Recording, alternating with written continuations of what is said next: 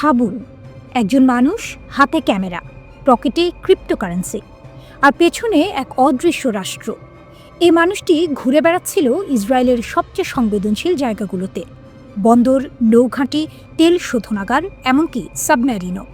তিনি পর্যটক নন, সাংবাদিকও নন, তিনি একজন কথিত গুপ্তচর। আর অভিযোগটি এসেছে সরাসরি ইসরায়েলের কাছ থেকে। ইসরায়েল বলছে এই ব্যক্তি কাজ করছিল ইরানের হয়ে। এখানেই থামে না গল্প, কারণ এ ঘটনা কোনো একক গ্রেপ্তার নয়, এটি একটি বড় ছায়াযুদ্ধের অংশ। ইসরায়েল বনাম ইরান, যুদ্ধ নেই, কিন্তু যুদ্ধের সব প্রস্তুতি আছে। জুন মাসে দুই দেশ মুখোমুখি হয়েছিল, মিসাইল, ড্রোন, হামলা, পাল্টা হামলা। যুদ্ধ থেমেছে কাগজে কলমে, কিন্তু বাস্তবে ছায়ার ভেতরে আগুন এখনো জ্বলছে। আর আজকের ভিডিওতে আমরা জানবো এই গুপ্তচর কে, ইরান কেন রুশ নাগরিক ব্যবহার করছে, আর সবচেয়ে বড় প্রশ্ন, ইসরায়েল ও ইরান কি আবার যুদ্ধের দিকে এগোচ্ছে? ইসরায়েল ইরান, দুই চিরশত্রু, দুই পরমাণু বাস্তবতা, আর মাঝখানে চলছে এক ভয়ঙ্কর ছায়াযুদ্ধ। এই যুদ্ধ ট্যাঙ্কে নয়, এই যুদ্ধ ক্যামেরায়, ড্রোনে, ক্রিপ্টোকারেন্সিতে আর গুপ্তচরদের মাধ্যমে। ইসরায়েল এবার বড় এক অভিযোগ তুলেছে। তাদের দাবি, ইরান ইসরায়েলের ভেতরে গুপ্তচর পাঠিয়েছিল, একজন রুশ নাগরিককে ব্যবহার করা হয়েছিল সেই কাজে। ইসরায়েলি গোয়েন্দা সংস্থা শিন বেত বলছে ওই ব্যক্তি ইরানের হয়ে কাজ করছিলেন। নাম ভিতলি জাগেনসভ, রাশিয়ান নাগরিক, ইসরায়েলে ছিলেন কাজের ভিসায়। অভিযোগ গুরুতর, তিনি নাকি ইসরায়েল জুড়ে ঘুরে ঘুরে ছবি তুলেছেন। বন্দর, নৌঘাঁটি, তেল শোধনাগার, গুরুত্বপূর্ণ অবকাঠামো, আলাদ বন্দর, হাইফা বন্দর, আশদোদ বন্দর, হার্জলিয়া মেরিনা। এমনকি তিনি ছবি তুলেছেন সামরিক জাহাজেরও। মার্কিন নৌবাহিনীর একটি সশস্ত্র জাহাজ, ইসরায়েলের ডলফিন ক্লাস সাবমেরিন। এই সাবমেরিন অত্যন্ত গোপন, ইসরায়েলের দ্বিতীয় আঘাতের সক্ষমতার প্রতীক, পারমাণবিক সক্ষমতার সঙ্গে জড়িত। এই তথ্য সংগ্রহ ছিল ভয়ঙ্করভাবে সংবেদনশীল। ইসরায়েল বলছে প্রতিটি কাজের জন্য তাকে টাকা দেওয়া হতো, কিন্তু সাধারণভাবে নয়, ক্রিপ্টোকারেন্সিতে। কারণ একটাই, টাকার কোনো চিহ্ন না রাখা, গুপ্তচর বৃত্তিকে অদৃশ্য রাখা। তদন্তকারীরা বলছেন অক্টোবর থেকে ডিসেম্বর পর্যন্ত তিনি সরাসরি যোগাযোগে ছিলেন একজন ইরানি গোয়েন্দা হ্যান্ডলারের সঙ্গে। শেষ পর্যন্ত ধরা পড়েন রামাদ এয়ারফোর্স বেজে, সেখানে ছবি তুলছিলেন। হস্তান্তরের আগেই আটক করা হয়। এই তদন্ত চালায় শিনবেত এবং প্রতিরক্ষা মন্ত্রণালয়ের নিরাপত্তা ইউনিট মালমাব। এখন তার বিরুদ্ধে মামলা চলছে, বিদেশি এজেন্টের সঙ্গে যোগাযোগ, শত্রুপক্ষকে তথ্য সরবরাহ। ইসরায়েল বলছে এটি বিচ্ছিন্ন ঘটনা নয়, সাম্প্রতিক মাসগুলোতে ডজনের বেশি মানুষ গ্রেপ্তার হয়েছে। অভিযোগ একটাই, ইরানের হয়ে গুপ্তচর বৃত্তি। ইসরায়েলি কর্মকর্তারা বলছেন এটি কয়েক দশকের মধ্যে ইসরায়েলি অনুপ্রবেশের সবচেয়ে বড় চেষ্টা। এখন প্রশ্ন আসে, ইরান কেন এত আগ্রাসী? উত্তর লুকিয়ে আছে জুন মাসে। জুনে ইসরায়েল ও ইরান সরাসরি সংঘর্ষে জড়ায়। ইসরায়েল হামলা চালায় ইরানের ভেতরে, নিউক্লিয়ার স্থাপনা, সামরিক ঘাঁটি, শীর্ষ কমান্ডার। ইরান তখন পাল্টা জবাব দেয়, শত শত মিসাইল ছোড়ে। কিছু মিসাইল ভেদ করে যায় ইসরায়েলের আকাশ প্রতিরক্ষা। এই যুদ্ধ দেখিয়ে দেয় ইরান এখন আর শুধু হুমকি নয়, ইরান এখন শক্তি, মিসাইল প্রযুক্তি, ড্রোন, দূরপাল্লার হামলার সক্ষমতা, জটিল গোয়েন্দা নেটওয়ার্ক। যুদ্ধ থেমেছে, কিন্তু ছায়াযুদ্ধ চলছে। ইরান ভেতরে কঠোর ব্যবস্থা নিয়েছে, ডজনের বেশি মানুষকে ফাঁসি দিয়েছে। অভিযোগ, ইসরায়েলের মোসাদের সঙ্গে যোগাযোগ।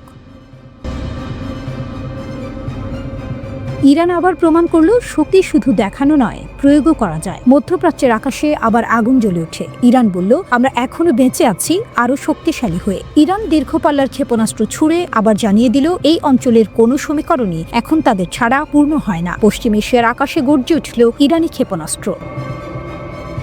ইসরায়েলের সঙ্গে জুনের যুদ্ধে ইসরায়েলকে চমকে দেওয়ার পর ইরান এবার সমুদ্রে শক্তি দেখালো। হরমুজ প্রণালী ও ওমান সাগরে ইরান ব্যাপক ক্ষেপণাস্ত্র নিক্ষেপ করেছে। এটি বিশ্বের অন্যতম গুরুত্বপূর্ণ তেল পরিবহন পথ, আর সেখানে ইরানের এই প্রদর্শন বহু দেশের মাথা ব্যথা বাড়িয়েছে।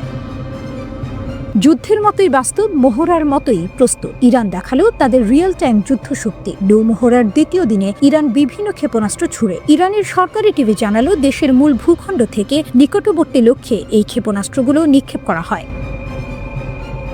দূরপাল্লার ক্ষেপণাস্ত্রের মঞ্চে ইরান শীর্ষে মাইলের পর মাইল পেরিয়ে লক্ষ্যভেদ। ইরানের ক্ষেপণাস্ত্র যেন বলছে, কেউ ভাববেন না আমরা দুর্বল। IRGC যে ক্ষেপণাস্ত্র নিক্ষেপ করেছে তার মধ্যে রয়েছে কাদার 110, কাদার 380 এবং ঘাদির, যার পাল্লা 2000 কিলোমিটার। এর সঙ্গে ছিল 303 নামে পরিচিত একটি ব্যালিস্টিক ক্ষেপণাস্ত্র। টিভি ফুটেজে দেখা গেল নিখুঁত হামলা, বিশ্বকে দেখানো ইরানের আঘাত শুধু উচ্চ শব্দ নয়, তার সঙ্গে ছিল নির্ভুলতা। টিভি ফুটেজে দেখা যায় ক্ষেপণাস্ত্রগুলো উৎক্ষেপণ হয়ে সঠিকভাবে লক্ষ্যবস্তুতে আঘাত করছে। একই সময়ে ড্রোনগুলো শত্রুপক্ষের ঘাঁটির মতো স্থাপনায় হামলা চালিয়েছে বলে রাষ্ট্রীয় গণমাধ্যম জানায়। যুদ্ধ গেলেও বার্তা রয়ে গেছে, ইরান প্রস্তুত যে কোনো মুহূর্তের জন্য। জুনের যুদ্ধের পর এটি ইরানের দ্বিতীয় বড় নৌমহড়া। অগাস্টে প্রথম মহড়াটি হয়েছিল। এবার IRGC নৌবাহিনী কৃত্রিম বুদ্ধিমত্তার প্রস্তুতি দেখিয়েছে। ইরানি সৈন্যরা যেন বলছে, যদি প্রয়োজন হয় বুকের রক্ত দিয়ে রক্ষা করব ভূমি ও সমুদ্র। নাবিকরা যে কোনো সম্ভাব্য হুমকির বিপরীতে তাদের অটল মনোবল ও প্রতিরোধ শক্তি প্রদর্শন করেছে। পশ্চিমা দেশগুলো বলছে, ইরানের ব্যালিস্টিক ক্ষেপণাস্ত্র আঞ্চলিক স্থিতিশীলতার জন্য হুমকি। ইরানের ক্ষেপণাস্ত্র আর বিশ্বের কপালে দুশ্চিন্তার ভাঁজ। পশ্চিম বলছে, এই ক্ষেপণাস্ত্রগুলো ভবিষ্যতে পারমাণবিক অস্ত্র বহনেও ব্যবহৃত হতে পারে। ইরান বলছে, আমরা একা নই, আমাদের সঙ্গে আছে প্রতিবেশীরাও। সৌদি আরব, ইরাক, ওমান ও আজারবাইজান সীমান্ত পেরিয়ে এই মহড়ায় অংশ নেয়। যদি কেউ ভুল করে দাম দিতে হবে। ইরানের ভাষা আগের মতোই কঠোর। 12 দিনের ইসরায়েল যুদ্ধের পর IRGC আবারও বড় সেনা মহড়া চালু করেছে। এতে যুক্তরাষ্ট্রের যুদ্ধ জাহাজকে সতর্ক করা হয়। ইরান জানায়, শত্রুর যে কোনো ভুলের জবাব হবে কঠোর। মহড়ায় ইরান ইলেকট্রনিক যুদ্ধ পরিস্থিতিতে এয়ার ডিফেন্স সিস্টেম মোতায়েন করে। তারা কৃত্রিম বুদ্ধিমত্তার মাধ্যমে সমুদ্র ও আকাশের হুমকি শনাক্ত করেছে। হরমুজ প্রণালীর গুরুত্ব নিয়ে ইরানের সতর্কবার্তা, যে পথ দিয়ে বিশ্বের 20% তেল যায় সেটি রক্ষা করতে দৃঢ় প্রতিজ্ঞ ইরান। আকাশে নয়, সমুদ্রে নয়, চুপচাপ ছায়ার ভেতরে চলছে এক ভয়ঙ্কর যুদ্ধ। মোসাদ বনাম ইরান, যে যুদ্ধ দেখা যায় না কিন্তু ঠিকই রক্ত গরম করে দেয় পৃথিবীর শক্তিধর রাষ্ট্রগুলোর। গোয়েন্দা দুনিয়ায় সত্য সবসময় সন্দেহের সঙ্গে আসে। কোনো কিছুই পরিষ্কার নয়, কোনো কিছুই শেষ নয়। গল্পগুলো ভেসে ওঠে অর্ধেক সত্য অর্ধেক রহস্য হয়ে, কখনো বীরত্বে সাজানো, কখনো প্রোপাগান্ডার সেলাইয়ে বোনা। ইসরায়েল ও ইরানের ছায়াযুদ্ধ এমনই। সম্প্রতি তেহরান দাবি করেছে, তারা বহুদিনের প্রতীক্ষিত পাল্টা আঘাত হেনেছে। তারা নাকি ইসরায়েলের সবচেয়ে সংবেদনশীল পরমাণু চক্রে অনুপ্রবেশ করেছে। গোপন নথির বিশাল ভাণ্ডার তুলে এনেছে, যেখানে রয়েছে বিজ্ঞানীদের তালিকা, স্থাপনার মানচিত্র, অভ্যন্তরীণ নথিও আছে। ইরানি টেলিভিশন এই গল্পকে প্রায় কিংবদন্তিতে পরিণত করেছে। একটি ব্যাপারে সন্দেহ নেই, কেউই পুরো ঘটনা বানিয়ে বলছে না। আসল যুদ্ধ বহুদিন ধরে আকাশে নয়, চলছে গোয়েন্দা সংস্থার অন্ধকার করিডোরে, ধীরে, হিসেবে পদ্ধতিতে, কাছ থেকে। এর আধুনিক ধাপ শুরু হয় 2018 সালে। তখন ইসরায়েলি এজেন্টরা তেহরানের দক্ষিণের একটি গুদামে ঢোকে। সেখানে থেকে গোপন অস্ত্র কর্মসূচির 1 লাখের বেশি নথি চুরি করে আনে। অভিযানটি ছিল অবিশ্বাস্য। তারা সাধারণ ছদ্মবেশে ঢুকেছিল, পাহারাদারদের ফাঁকি দিয়েছিল, সিন্দুক ভর্তি কাগজপত্র নিয়ে তেহরান ছেড়ে অদৃশ্য হয়ে বেরিয়ে আসে। পরে ইসরায়েল এই নথিগুলো প্রদর্শন করে নকশা, মানচিত্র, অস্ত্রের ব্লুপ্রিন্ট। এরপর ইরানের ভেতরে একের পর এক অদ্ভুত ঘটনা ঘটে। নাতাঞ্জে বিস্ফোরণ, ক্ষেপণাস্ত্র উন্নয়ন এলাকার পাশে আগুন, শিল্প কারখানায় দুর্ঘটনা, সবই কাকতালীয়ভাবে ইরানের পরমাণু স্থাপনায় আঘাত হানে। শুরুতে তেহরান বলেছিল প্রযুক্তিগত ত্রুটি, পরে বাধ্য হয়ে বিদেশি ধ্বংসাত্মক কর্মকাণ্ডকে দায়ী করে। এভাবেই স্বীকার করে যে ইসরায়েল তাদের ভেতরে গভীর পর্যন্ত ঢুকে গেছে।